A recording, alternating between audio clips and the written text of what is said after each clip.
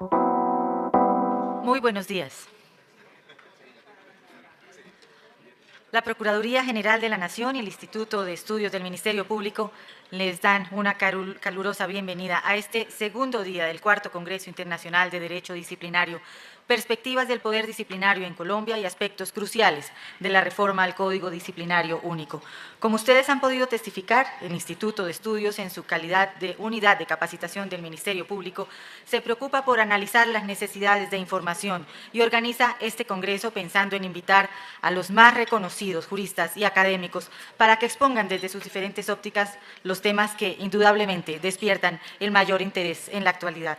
La información que durante estos 2 días recibimos es, sin duda alguna, la más autorizada y la más actualizada en la materia. La confrontación de las diferentes tesis enriquece los conocimientos de cada uno de los asistentes y así lo vivimos el día de ayer. El IEMP está comprometido con la formación integral de los servidores del Ministerio Público mediante el desarrollo de programas de investigación y educación continuada para el fortalecimiento de competencias, la promoción del conocimiento y el respeto a los derechos consagrados en la Constitución puestos al servicio de la sociedad colombiana. Queremos dar gracias a las organizaciones que se han vinculado en el desarrollo de este evento, en especial a la Organización de Estados Americanos OEI, a su director regional, el doctor Ángel Martín Pesis, y al doctor Álvaro Mancera, por su invaluable apoyo. Y siguiendo pues la programación propuesta para la realización de este cuarto Congreso Internacional de Derecho Disciplinario, Perspectivas del Poder Disciplinario en Colombia y aspectos cruciales de la reforma al Código Disciplinario Único, iniciamos con el módulo temático La ilicitud sustancial y la culpabilidad. Nuestro primer invitado es el doctor Ezequio Manuel Sánchez, quien, valga la pena precisar, es el primer vicedefensor del pueblo que tiene Colombia. Abogado de la Universidad Católica, el doctor Sánchez tiene especialización en Derecho Penal y Ciencias Criminológicas de la Universidad Externado de Colombia y especialización en Derecho Público, en donde además hizo maestría en Derecho Penal y Ciencias Criminológicas. El doctor Sánchez se venía desempeñando como director nacional de la Defensoría Pública, además fue fiscal delegado de la Unidad Nacional Anticorrupción, procurador judicial penal 2, procurador auxiliar para asuntos disciplinarios, procurador para la moralidad pública, entre otros. Su conferencia se denomina La ilicitud sustancial en la propuesta de reforma al régimen disciplinario colombiano. Señoras y señores, con ustedes el doctor Ezequio Manuel Sánchez.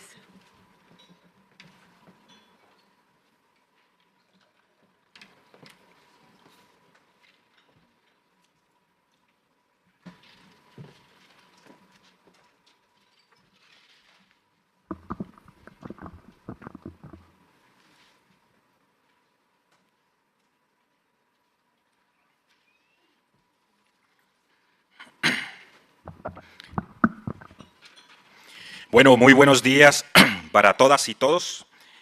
En verdad, para mí, como siempre, es motivo de satisfacción, de complacencia, venir a compartir con ustedes algunas reflexiones en torno a los temas que normalmente ocupan un espacio determinante en la convivencia de los servidores públicos, que es el tema del derecho disciplinario. Un saludo muy especial para los profesores de derecho disciplinario, muy especialmente al doctor Mejía Osman, a David Roa, a Carlos Humberto García, que siempre ha tenido la deferencia para invitarnos, a José Rory Forero, a John Pinzón, Pedro Hernández, y a todos los servidores públicos de la Procuraduría General de la Nación, de la Defensoría del Pueblo, que hoy nos acompañan, y demás invitados. A la profesora española María Concepción, un saludo muy fraternal. El tema que hoy suscita nuestra atención es el tema referido a la ilicitud sustancial en el ámbito y en el contexto de la propuesta de reforma al Código Único Disciplinario. Pero para entrar en el campo duro de esa expresión, es muy importante conocer desde nuestra perspectiva la filosofía y la pretensión y las características fundamentales de la propuesta. No me lo voy a referir en el ámbito procesal, sino principalmente en el ámbito sustantivo, porque es allí donde se ubica el tema de la ilicitud sustancial. Siempre hemos destacado que esta reforma y la propuesta de reforma, desde el punto de vista de los tiempos, es una reforma que resulta oportuna. Y resulta oportuna porque en Colombia siempre hemos tenido un grave inconveniente en el plano jurídico, y es que en nuestro país la realidad debe imponer la transformación de la ley, pero no sucede así. No sucede así. Parece que la ley empezará a transformar la realidad, y eso es una concepción equivocada desde el punto de vista de la teoría general del derecho. Es la realidad la que hace surgir la ley y la necesidad de la vigencia de la ley. Y ya han pasado mucho tiempo de la ley 734 y encontramos muchos vicios, muchos defectos en ellas. Y el principal defecto es la falta de proporcionalidad, la excesiva forma en que se impone la sanción y la forma también como se estructuraron las faltas gravísimas. Ahí está el mayor grave error de la ley. Pues en procura de combatir la corrupción en nuestro país, se ha pensado que el fenómeno de la corrupción solamente se puede afrontar con instrumentos severos de represión. Y nunca se ha pensado que la corrupción en Colombia tiene una génesis y una generación, unas causas diferentes. La corrupción en Colombia proviene desde la misma forma como se educa al niño, como se le introyectan los valores familiares. Y de esa manera habría que pensar que no tanto desde el punto de vista de la represión, sino desde el punto de vista de la prevención y de la educación son los caminos para viabilizar toda esta situación. La misma Corte Constitucional, cuando revisó la exequibilidad del Estatuto Anticorrupción de la Ley 1474, flexibilizó tanto las situaciones que justificó la existencia de la ley bajo el parámetro de que, comillas, frente a la lucha contra la corrupción, cualquier instrumento legal es válido o es legítimo. Eso ha dado lugar al rompimiento de la coherencia que debe estar en el marco de un ordenamiento jurídico que inste por la garantía y el respeto de la persona que está siendo objeto de un proceso disciplinario. Eso ha identificado que hoy en día una propuesta de reforma es oportuna. Pero cuando se propone una reforma, lo importante de la reforma es que se abran espacios de reflexión, espacios de debate de la misma. Porque cuando se somete al Congreso un proyecto de reforma, el Congreso debería tener la obligación o tiene la obligación de invitar a los ciudadanos y muy especialmente a las personas que puedan resultar afectadas o que trabajen directamente con ese instrumento para que aporten sus posturas, sus posicionamientos en torno al proyecto. Esta es una reforma que está estructurándose, está consolidándose, está buscando cuerpo, como necesariamente tiene que partir de un esqueleto, de una columna vertebral, pero para propiciar la mejoría de la misma. Es necesariamente para propiciar la mejoría. El desarrollo del constitucionalismo universal ha dado lugar a que se imbrique todos los ordenamientos jurídicos bajo el condicionamiento que le ha impuesto el constitucionalismo. Y ello ha dado lugar a que se hable hoy en día de que los ordenamientos jurídicos, muy especialmente en Colombia, con la Constitución Política del 91, se ha producido la constitucionalización de los ordenamientos jurídicos siguiendo lo establecido por también la Constitución Española de 1978, donde nosotros recibimos mucha influencia de esa Constitución y de la Constitución Alemana del 49 y de la Constitución Italiana del 48. Y eso ha dado lugar a que en Colombia se empiece a hablar de un principialismo, es decir, una estructura jurídica fundada en los principios. Y esa fundamentación es acogida por la propuesta de la reforma. Entonces, una de las características fundamentales de la reforma es que la reforma es principialista. Normalmente, las personas que operan con el derecho ven en los principios una abstracción, unas normas eminentemente genéricas, abstractas, y no les imponen fuerza coercitiva o no entienden que tiene una fuerza coercitiva, que no tiene un efecto, un principio. Y entonces la mayoría de los operadores disciplinarios ven en las normas rectoras y en los principios rectores ni siquiera las auscultan, las estudian, las analizan. La propuesta empieza con el principio de la dignidad humana. Y ese principio de la dignidad humana puede ser visto desde tres maneras para entenderlo en el plano de los efectos jurídicos. Uno podría entender la dignidad humana desde el punto de vista del pensamiento de Santo Tomás. Y Santo Tomás decía que el ser humano es digno porque tiene capacidad de conocimiento y capacidad de raciocinio. Entonces somos dignos porque nos diferenciamos de los animales y porque tenemos la capacidad de conocer, tenemos capacidad de conocimiento. Duns Scoto, por su parte, también decía que el ser digno es la capacidad que tiene el individuo para amar. Solo los seres humanos propiciamos el amor, el entendimiento, la capacidad de relacionar, la capacidad de querer. Y ya en los términos seculares aparece el concepto de dignidad humana kantiano, que es el que de alguna manera, y eso es muy importante entenderlo, porque ustedes cuando trabajan con derecho disciplinario se van a encontrar entre una distinción muy marcada de alguna manera, pero también matizada en cierto sentido, y les explico esto. Y en lo secular, entonces la definición kantiana de dignidad humana nos dice el hombre es un fin en sí mismo, el hombre no puede ser instrumentalizado, el hombre no puede ser mediatizado en procura de la aplicación de una política sancionatoria. La política sancionatoria del Estado debe ser respetuosa del concepto de dignidad humana. Pero ¿por qué hacíamos referencia a los dos conceptos anteriores de dignidad humana? Porque es que en materia disciplinaria hay un concepto fundamental con la que debe operar el servidor público, y es el ámbito de la ética. El ámbito de la ética. Es decir, de alguna manera el derecho disciplinario aparece con un gran contenido moralizante, con un cierto y amplio contenido moralizante. Por eso se habla de una ética practicable, por eso se habla de una ética del sujeto, por eso se habla de una ética intersubjetiva como un parámetro fundamental en el entendimiento del derecho disciplinario. Ya en el plano de la tendencia y de las implicaciones, el principio de dignidad humana tiene unos efectos irradiantes en la configuración de las categorías con que trabaja el derecho disciplinario. El principio de dignidad humana fundamenta el concepto de ilicitud sustancial, porque es el concepto de dignidad humana el que le permite a la ilicitud sustancial ser graduable. Y luego vamos a explicar en qué consiste la graduación de la ilicitud sustancial. Pero también el principio de dignidad humana es el fundamento del principio de culpabilidad y también es el fundamento de la categoría dogmática de culpabilidad cuando estructura el concepto de falta. De ahí la importancia de ese concepto. ¿Por qué? Porque si no existe ponderación, si no existe proporcionalidad en la imposición de la sanción, se instrumentaliza a la persona y se vulnera el principio de dignidad.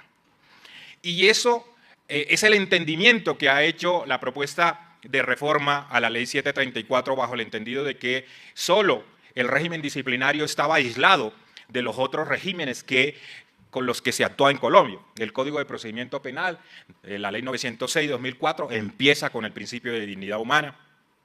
La ley 600 de 2000 empezaba con el respeto a la dignidad humana. En fin, necesariamente la ley 734, su reforma, el Código debería tener ese mismo plano. El criterio del principio de igualdad. Normalmente, ese es otro criterio fundamental. El principio de igualdad en sus dos versiones, igualdad formal y igualdad material. Se pensó siempre que el criterio del principio de igualdad en materia disciplinaria solo podía ser entendido de forma formal. Todos somos iguales ante la ley. Los operadores jurídicos no pueden hacer ningún tipo de discriminación que tenga como sustento la raza, el color, el pensamiento, en fin. Y entonces se dijo que la igualdad en sentido material, que no es más que la consideración de desiguales de los individuos, no aplicaba en derecho disciplinario. No aplicaba. Y eso no debe ser así. El principio de igualdad tiene una fundamentación y produce unos efectos tanto para la distinción entre las faltas graves y leves, y el principio de igualdad también tiene un efecto irradiante para la graduación de la sanción. Es decir, hay efectos materiales. ¿Por qué? Porque el principio de igualdad, desde el punto de vista del artículo 13 de la Constitución, impone que el Estado tendrá especial consideración con las personas que se encuentren en grave situación de marginalidad. Y hay servidores públicos que están en situación de marginalidad. Las causales de ausencia de responsabilidad tienen efectos de graduación, y esos efectos de graduación están ahí en el principio de igualdad también. Eso para hacer mención de lo significativo que es la propuesta de reforma en el alto contenido de normas que contienen principios. Y además, contiene una norma que obliga para que le haga fácil la tarea al intérprete. Eso no lo debieran decir los códigos, porque eso debería ser entendido. La norma dice que los principios y las normas rectoras tienen carácter vinculante, son de obligatorio acatamiento, prevalecen sobre las demás disposiciones del estatuto, irradian desde el punto de vista filosófico toda la normatividad que hace parte del estatuto. Eso es muy importante que una reforma lo contemple. Hay unos principios que antes no estaban referidos en la ley, como son el principio de congruencia, es decir, la unidad de pensamiento, de lógica, de armonía que tiene que existir entre el pliego de cargos y el fallo. Y también regulamos todo lo que tiene que ver con la cláusula de exclusión, es decir, cuándo las pruebas ilegales y cuándo las pruebas ilícitas deben ser excluidas o no valoradas dentro del trámite. Entonces, la primera característica de la propuesta es una característica de una reforma principialista. Es una reforma integradora. ¿Por qué es integradora? Es integradora porque se disminuye el efecto que tenía el artículo 21 de la Ley 734, que es el efecto de los vacíos de la ley disciplinaria se llenaban con la remisión a los otros códigos. ¿Qué falta que le hacía a un régimen disciplinario? Solo por citar un ejemplo, que siempre suelo citar, el tema de los medios de prueba. Un código tiene que tener los medios de prueba establecidos. ¿Cuáles son? Con una línea abierta también para propiciar que no solamente sea la lista cerrada, pero también la forma de apreciar las pruebas, es decir, ya superar la libre convicción judicial y pasar al tema de la sana crítica como lo hace el estatuto, y contemplar la forma como se aduce la prueba y la forma como se practica la prueba. Eso es muy necesario. No tenemos por qué tener un código que siga haciendo las remisiones al Código de Procedimiento Civil, al Código Contencioso Administrativo, al Código de Procedimiento Penal. Grandes fueron las discusiones en torno hacia dónde nos remitía la ley. Eso es muy importante. Entonces, en ese sentido, es una forma integradora. Aquí, en la lámina, ustedes ven las expresiones dolo y culpa.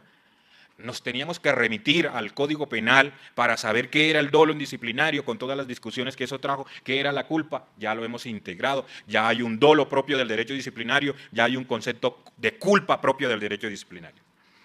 La reforma, esa es la segunda característica, la integración, es una reforma integradora. Tercer punto, apunta a la proporcionalidad. Ya decíamos que la gran crítica que había que formularle a la ley 734 es la falta de proporcionalidad entre la conducta cometida, la calificación que se le da a la conducta y la fijación de la sanción. Entonces, de alguna manera, apunta a la proporcionalidad. Y en un solo ejemplo la podemos ver. Un grave error conceptual que siempre fue identificado en la Ley 734, y es que la Ley 734 estableció que las faltas gravísimas cometidas con culpa gravísima tenían la misma sanción que una falta gravísima cometida con dolo. Entonces, eso es un error conceptual gravísimo. Jamás en el derecho sancionatorio los comportamientos imprudentes pueden ser sancionables de la misma manera que se sanciona el comportamiento doloso. La característica fundamental del dolo es voluntad, es propósito, es conocimiento de la exigencia del deber e infringir ese deber. Por lo tanto, no se puede sancionar en materia disciplinaria o no se debía sancionar de la misma forma un comportamiento doloso que el comportamiento culposo, el comportamiento negligente. Pero aquí se hacía de la misma manera. En eso tiene le asiste mucha razón a Jacobs cuando dice que en el comportamiento culposo siempre debe ser menor la sanción, porque el actor, el agente que comete el hecho en el comportamiento culposo también se somete a los efectos de su conducta. Pone en riesgo su misma integridad. Piensen ustedes en el conductor que conduce en estado de ebriedad o que conduce a exceso de velocidad, violando el deber objetivo de cuidado. Allí hay un contenido de riesgo para el propio actor, lo que no sucede en el comportamiento doloso. Si Juan quiere matar a Pedro, no corre ninguna situación de riesgo cuando le propina los 2 disparos. En ese sentido, la reforma es coherente porque apunta a la proporcionalidad. Tendrá defectos, es susceptible de mejorarla, para eso precisamente se somete al debate público. Es una reforma sistematizadora, es una reforma que apunta a la sistematización. Ahí la clasificación de las faltas gravísimas da cuenta de esa sistematización, del interés tutelable de acuerdo a la condición de la falta. hay un soporte fundamental, y es que la reforma permite solucionar una grave crítica, una gran crítica que se le formuló a la ley anterior en el tema de las faltas gravísimas, y era que no podíamos resolver el tema concerniente a cómo hacer cuando el investigado infringía un deber, y ese deber hacía parte del artículo 34, pero también hacía parte del artículo 35 de las prohibiciones, pero a la vez estaba en el 48 como falta gravísima. Piensen ustedes en el ejemplo de que el jefe trataba mal al empleado, ¿sí? O lo injuriaba, hasta hacía falsas o graves imputaciones, hacía graves imputaciones en contra del servidor público. Entonces, allí había un dilema. Lo imponemos como infracción al deber, pero también como una prohibición, pero también le imputamos el tipo penal de injuria, como falta gravísima. El Código soluciona esa temática, diciendo cuándo se aplica el principio de especialidad, dejando claramente cómo funciona esa gran controversia que existía entre la aplicación del 34, la aplicación del 35 y la aplicación del 48. Esa es la cuarta característica, es sistematizadora. Y en el numeral quinto tenemos, en el plano de lo sustantivo, esta reforma propende por la autonomía del derecho disciplinario. ¿Por qué? Porque perfila sus categorías. Ya hemos establecido los elementos que ya están ahí contenidas. Cuando yo tengo un código que maneja sus propios conceptos, el propio concepto de dolo, el propio concepto de culpa, en el propio SEDEN, en la propia ámbita, cuando tenemos nuestros propios medios de prueba, estamos ganando autonomía e independencia de los otros ordenamientos jurídicos. Y lo que vamos a demostrar ahora es cómo el concepto de ilicitud sustancial va a dar cuenta de propender por la autonomía del derecho disciplinario. Bien, ya hemos visualizado las características, a mi modo de ver, de las principales características de la propuesta. Ahora vamos a empezar a discernir en torno al tema que en verdad ha suscitado, que se nos ha asignado, que es la ilicitud sustancial. Ya llevo varios años asistiendo a este seminario. No sé por qué el doctor Carlos Humberto García siempre dice que tengo que darle otra vez al doctor Ezequiel la ilicitud sustancial. Bueno, pero lo importante es que hemos transformado el discurso también de acuerdo a las situaciones actuales. En su momento, la sentencia C948 de 2002 revisó el artículo 5 de la Ley 734 de 2002. Y esa sentencia, no sé si todos la alcanzan a ver, dijo algo muy significativo y se convirtió en algo que hoy resulta ya indiscutible. Es decir, todos ya valoramos eso como una verdad, como dice Mejía Osma, una verdad de a puño. Pero no quiere decir que se agarren a golpes, sino una verdad que ya no es cuestionable.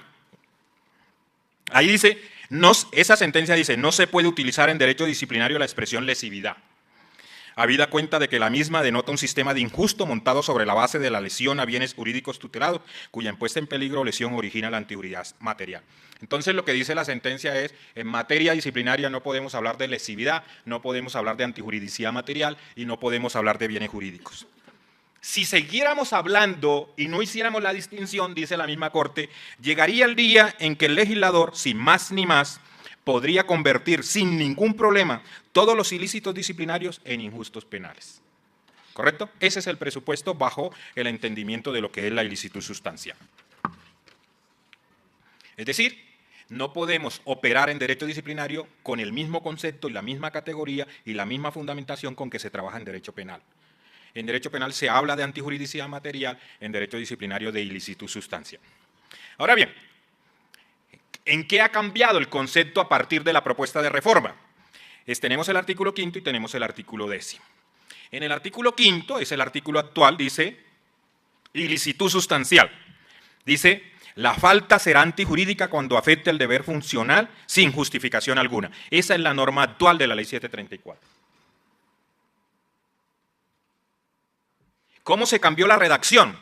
Como hemos ingresado una cantidad de principios, ese artículo 5 ya pasó a ser el 10º, porque se introdujeron unos principios que tienen mayor relevancia desde el punto de vista filosófico para todo el ordenamiento jurídico que el de ilicitud sustancial. Y ahora quedó en el artículo 10º bajo la siguiente redacción. Dice, la conducta del sujeto disciplinable será ilícita cuando afecte sustancialmente el deber funcional sin justificación alguna. Cambió la redacción. ¿Cuáles son las diferencias? Allí, desde el punto de vista gramatical, primero, cambiamos la expresión la falta por la expresión la conducta. Eso era un grave error que todos los doctrinantes siempre han señalado. No es la falta, sino la conducta, porque si fuera la falta supone típico, antijurídico y culpable, entonces si ya cometí la falta, ¿cómo me devuelvo atrás para hablar de antijuridicidad? ¿Cierto? Entonces necesariamente tenía que hablar de conducta. La conducta del sujeto disciplinario. Ahí está la primera diferencia, la expresión la falta cambiada por la expresión la conducta. La segunda gran variación, desde el punto de vista de la redacción, es que en la primera decía la falta será antijurídica. Ahora no dice antijurídica, sino que la conducta será ilícita. Ilícita. Ahí hay un cambio fundamental.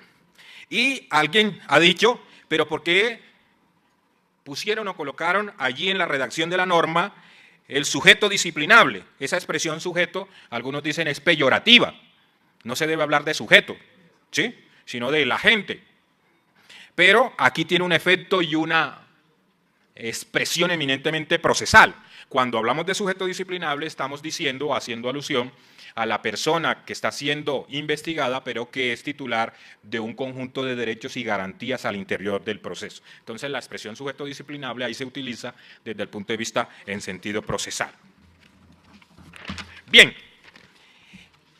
establecidas las diferencias de redacción, ahora veamos los aspectos relevantes de las nuevas implicaciones que tiene la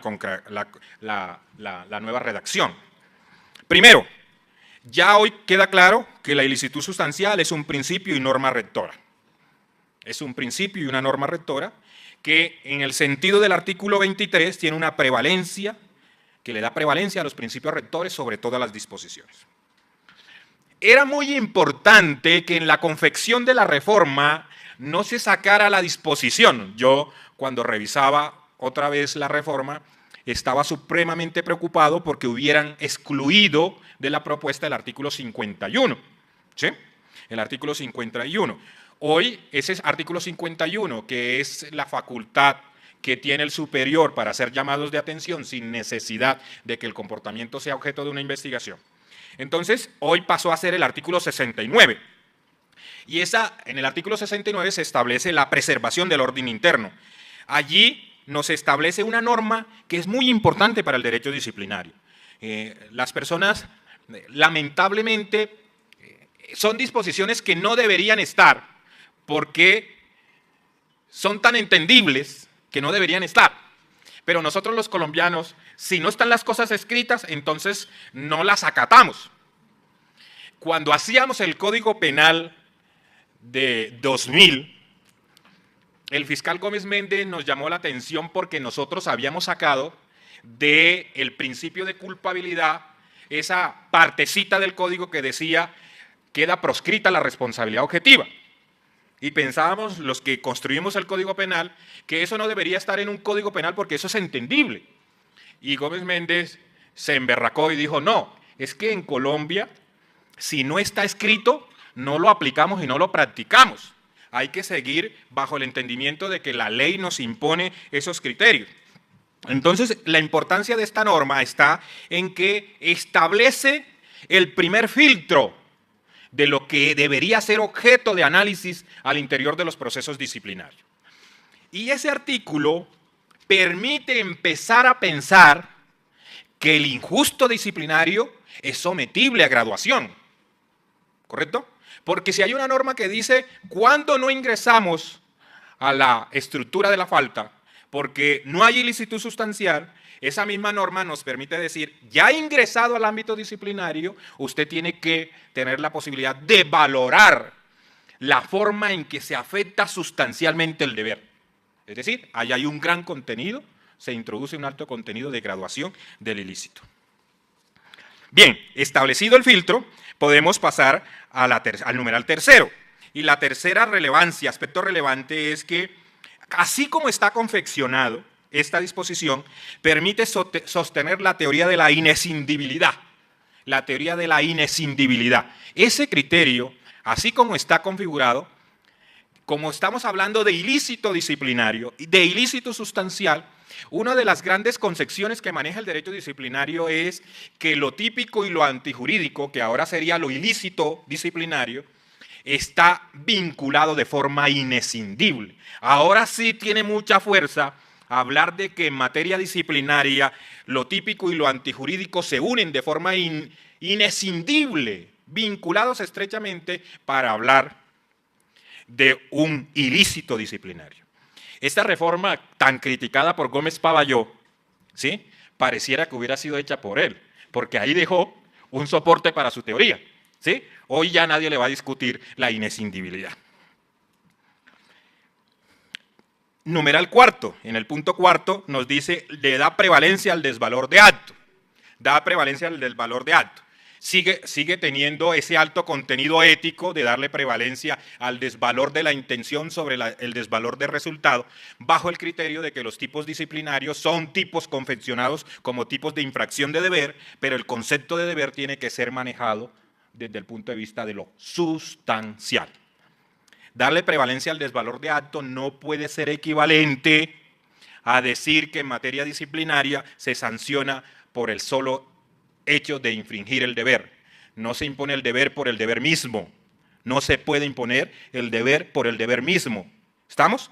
Porque en la redacción que hemos visto sigue hablándose de infracción sustancial, que es la condición fundamental.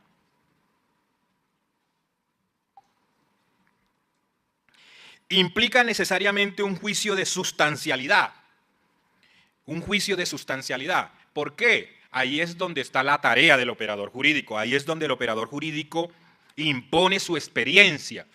Ahí es donde el operador jurídico impone su conocimiento de la realidad. Ahí es donde el operador jurídico impone su vasto conocimiento vivencial. ¿Sí? La diferencia entre el profesor y el operador jurídico está allí. El profesor es teórico, ¿sí?, y el operador jurídico es práctico. Necesariamente, para ser buen profesor, debería darse el equilibrio entre lo teórico y lo práctico. De nada sirve el conocimiento de la universidad si el universitario está alejado de la realidad. Y de nada le sirve al operador jurídico no tener un alto contenido de fundamentación. Porque lamentablemente en materia disciplinaria, como sucede en materia penal, los servidores públicos se acostumbraron a trabajar con formatos, ¿sí? Corte y pega, ya nadie quiere pensar. Y están investigando la conducta de un disciplinable y ese disciplinable encuentra ahí hasta a veces cambiado el nombre, ¿sí? Y a veces en una parte le dijeron que le están atribuyendo una falta gravísima y al renglón seguido que era una falta grave, porque es que se equivocaron en el corte y pega. Cuando hablan de sustancialidad, apunta a eso, a decir, mire, usted está juzgando el comportamiento de un individuo. Yo siempre recalco eso. Cuando se investiga un ser humano, hay que valorar el comportamiento y la conducta del ser humano. Es que no hay cosa más berraca en el mundo que tener encima el peso de un proceso disciplinario. ¿Sí? No hay cosa más berraca en nuestro país que tener encima el ladrillo del proceso disciplinario. Es que el proceso disciplinario perturba, no deja dormir. Que ustedes lo amenacen bajo el concepto de que mañana no va a tener trabajo y no va a tener la forma de darle los alimentos y la educación a sus hijos porque va a ser inhabilitado de por vida, que va a ser destituido. Eso es muy complicado. Eso es muy complicado. Y entonces, cuando hablamos de juicio de sustancialidad, estamos hablando de necesidad de sensibilidad. ¿Sí?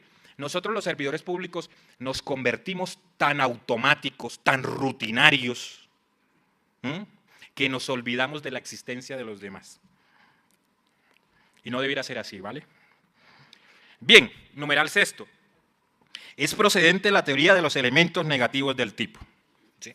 Es procedente la teoría de los elementos negativos del tipo con la redacción que tenemos. ¿En qué consiste esto? Como ahora el concepto de ilícito está inescindiblemente vinculado a la descripción de la conducta con la infracción sustancial al deber, se puede decir claramente que las causales de ausencia de responsabilidad que eliminaban la tipicidad también eliminan el ilícito. Es decir, no tengo la necesidad de hablar de causales de ausencia de responsabilidad que eliminan la tipicidad o que eliminaban la antijuridicidad, sino que simplemente hablo de causales que eliminan el ilícito disciplinario. ¿Por qué? Porque la definición, al no utilizar la expresión antijuridicidad, sino la expresión ilicitud, dan contenido a ello.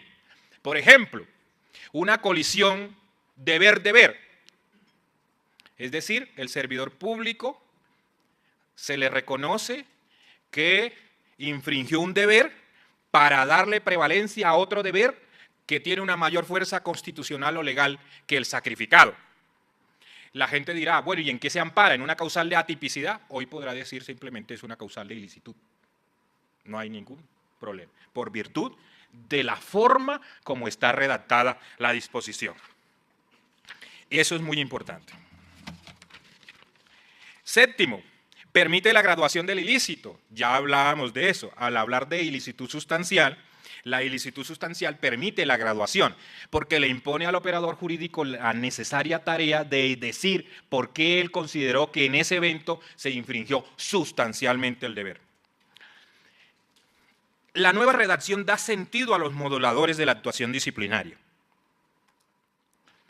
Da sentido a los moduladores. La ley 734, cuando reguló una causal de ausencia de responsabilidad en ese artículo 28, numeral cuarto, que dice para salvar un derecho propio ajeno al cual deba ceder el cumplimiento del deber en razón de, estableció bajo esas palabras cuáles son los moduladores de la actuación disciplinaria. Eso implica que siempre que el operador disciplinario esté en el proceso del análisis del comportamiento, tiene que acudir a los moduladores. ¿Cuáles son los moduladores? Necesidad, adecuación, proporcionalidad y razonabilidad. Esos criterios que están ahí en el 28, numeral cuarto, permiten que sean unos criterios que sirvan para que el operador disciplinario sea más objetivo, sea más justo. ¿Correcto? Ese es fundamental. Noveno. No es necesaria la teoría de la atribuidad. No es necesaria la teoría de la atribuidad.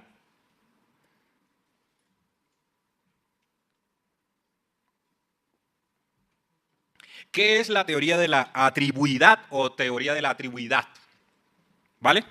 ¿En qué? ¿Alguien había oído de eso? Bueno, bien.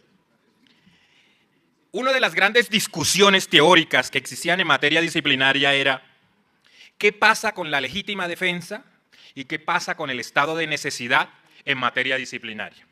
No están contempladas en la ley disciplinaria y ingresaban por virtud del principio de integración. Es decir, en materia disciplinaria se puede hablar de una legítima defensa y se puede hablar de estado de necesidad. Pero cuando traíamos la legítima defensa, cuando traíamos el estado de necesidad al campo disciplinario, no sabíamos decir qué categoría de la falta se eliminaba cuando decíamos que el sujeto disciplinable actuó en legítima defensa. No sabíamos, porque no podíamos decir que la legítima defensa eliminaba la antijuridicidad, porque en derecho disciplinario no existía antijuridicidad, ¿cierto? Porque la legítima defensa es una causal de justificación. Por eso el artículo 11 del Código Penal, que es el que le da sentido, dice, para que una conducta antijurídica, para que una conducta sea antijurídica, tiene que lesionar o poner efectivamente en peligro el bien jurídico tutelado sin justa causa. La legítima defensa es una justa causa y al ser una justa causa eliminaba la antijuridicidad. Pero ¿qué pasaría en materia disciplinaria con una legítima defensa? Una de las grandes discusiones que se da en España en el ámbito del derecho penal es si los miembros de la fuerza pública podrían o no actuar en legítima defensa. Esa es una gran discusión que hubo en España por mucho tiempo. Es decir, el policía que se para en la Nacional a repeler el disturbio y un estudiante o un manifestante se abalanza con él portando una granada o una situación de estas, una piedra, un elemento cortante. Se preguntaba si en esa situación en la que estaba era factible que ese policía o ese miembro de la fuerza pública se pudiera amparar en la legítima defensa. Eso para decir que en materia del derecho colombiano esa discusión no ha sido álgida. Nosotros, por lo general, hemos posibilitado que a los servidores públicos y aún a los miembros de la fuerza pública se puedan amparar y se les pueda reconocer la legítima defensa. Entonces, en materia disciplinaria, cuando se han reconocido legítimas defensas, existía el problema de la forma lógica y adecuada de decir cómo se le reconocía para eliminar la falta. No se podría decir que eso era una causal de atipicidad, no se podría decir que era una causal de antijuridicidad o de justificación, porque con esa categoría no trabajábamos. Hoy ya es claramente una causal de exclusión del ilícito disciplinario. Es decir, con la nueva redacción del texto de la ilicitud sustancial no tenemos que recurrir a la teoría de la atribuidad. Gómez Pavalló se luchaba citando a 10.000 autores para poder sustentar la teoría de la atribuidad. Ya nosotros con un renglón acabamos con esa discusión, ¿correcto? ¿Cierto, profesor John? Usted que es un legítimo seguidor de ese pensador.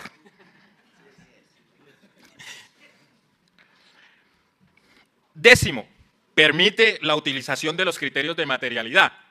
¿Qué son los criterios de materialidad? Fue a los que aludimos el año pasado para fundamentar el concepto de ilicitud sustancial, que están ahí perfilados constitucionalmente, que son la dogmática autónoma, el Estado social y democrático de derecho, el concepto de injusto personal y el concepto de la ética practicable, que no vamos a volver porque los aburro y los canso con cosas que ya hemos dicho.